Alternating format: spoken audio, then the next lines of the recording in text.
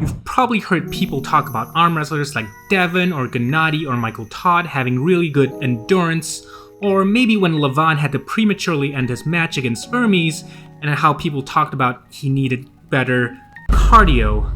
But what do they mean by this? What is this cardio or endurance that everyone's talking about? Here, I thought arm wrestling was a strength sport, so I decided to take a closer look at exactly what endurance in arm wrestling is. Now, first of all, I would like to take a look at the definitions of muscular endurance and cardio. According to healthline.com, muscular endurance refers to the ability of a given muscle to exert force against a load consistently and repetitively over a period of time. This makes sense to me. And according to the Harvard Health website, cardio, also known as aerobic exercise, refers to activities that burn oxygen as fuel. More common examples of aerobic activities include things such as long-distance running, climbing the stairs, slow biking, dancing, and so on.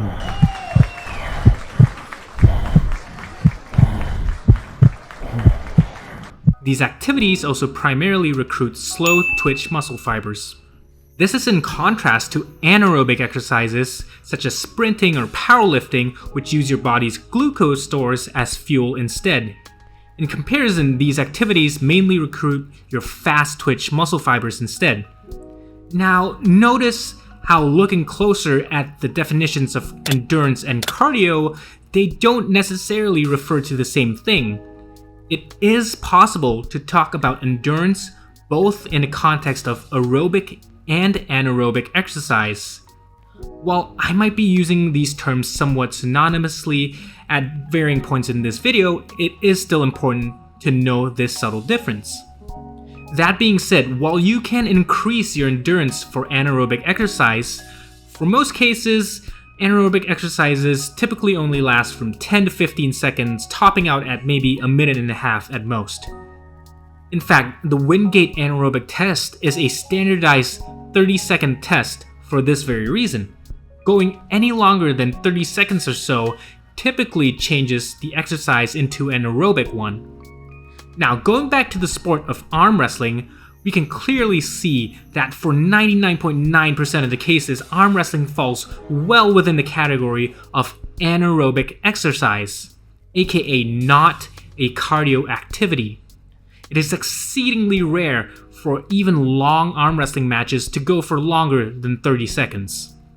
Now, of course, there are still many examples of matches that go well beyond such 30-second or 1-minute limits, such as the Daniel Prokopchuk vs. Oleg Cherkasov matches, Pascal Girard vs. Evgeny Prudnik, or even that match in the 2023 European Junior category. Going back to our Levon vs. Hermes match, you can see that for the first 2 rounds, there was clearly no cardio involved. But toward match 3 and 4, as each round went longer than 30 seconds, you started to see the huffing and puffing from Levon, indicating that it was indeed becoming more and more of a cardio battle for him. Cardio comes into play in between matches as well, but in this specific case, the rest times were extremely long, and usually within 3 minutes or so, the body's ATP stores have time to fully recover. However, in super matches where the rest time is more strictly enforced and there are multiple long matches back to back, there is this compounding effect and cardio starts to play a bigger and bigger role toward the end. The minimum amount of cardio recommended is 150 minutes of zone 2 or moderately paced cardio per week. Doing that amount of cardio, it's not going to diminish your gains and in fact could improve them. Think of it, if you're in shape, you're going to recover better between sets, have more stamina, and you can handle a harder workout. But for most of you watching out there, in most cases, this idea of cardio does not really apply to you. Most of us just go to tournaments where matches don't take longer than a couple of seconds at most. And no matter if we win or lose, the next match isn't usually until a decent amount of time later. So what then is this cardio or endurance when talking about most people in arm wrestling? I think it's a combination of several things. Number 1 is the illusion of endurance that is given by strength. This is also the argument given by Todd Hutchings. And he says that arm wrestling endurance is nothing more than an illusion caused by being stronger than your opponent. Think about it, if your 1 rep max for a curl is 80 pounds for example, and another person's 1 rep max is 40 pounds, who do you think is going to be able to do more reps of 20 pounds? Obviously, you're going to blow this contest out of the water. Number 2, how many muscle groups you have that are strong also contribute to your perceived endurance. Using myself as an example, I rely heavily on my ability to maintain my pronation to attack my opponent's hand and keep them in a disadvantaged position. However, over time, my pronator gets tired and I can't exert maximal force anymore, and when that happens, I tend to get turned palm up and have my bicep exposed. For me, this is pretty much a death sentence because I don't have a really strong bicep. Let's say you train your biceps, blood is rushing into your muscles, and that's what we call a pump. But for someone who does have a very strong bicep, they can still continue to hang in there, and this gives rise to what we can describe as endurance. Number 3, efficiency is also another key factor in creating endurance.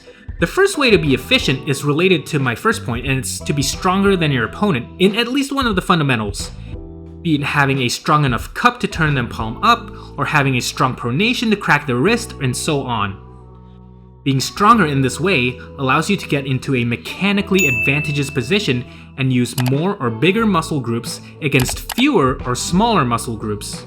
Another way to create efficiency is the ability to use your joints, your frame, instead of just using your muscles. Some examples of this are arm wrestlers that can pull with their hand outside their shoulder and continue to drive sideways using the rotational force through their elbow and humerus, or even some King's move users. This allows you to fatigue your opponent way more if they're just using their muscles versus you using your muscles plus your frame as well. Since bones don't really get tired the way muscles do, being able to use your frame increases your endurance in that respect. So I hope that gives you a general idea of what cardio and endurance is when it comes to arm wrestling. Should it be a big part of your focus in your training? No. Strength should still be your number 1 priority. Endurance or cardio only really comes into play when you know you're up against an opponent that is at the equal or close strength level to you. Otherwise, if you get flashed in less than a second, it's not gonna matter at all. Go! Wow! But that's just my opinion. Hope you guys enjoyed this video, and I'll see you beasts in the next one.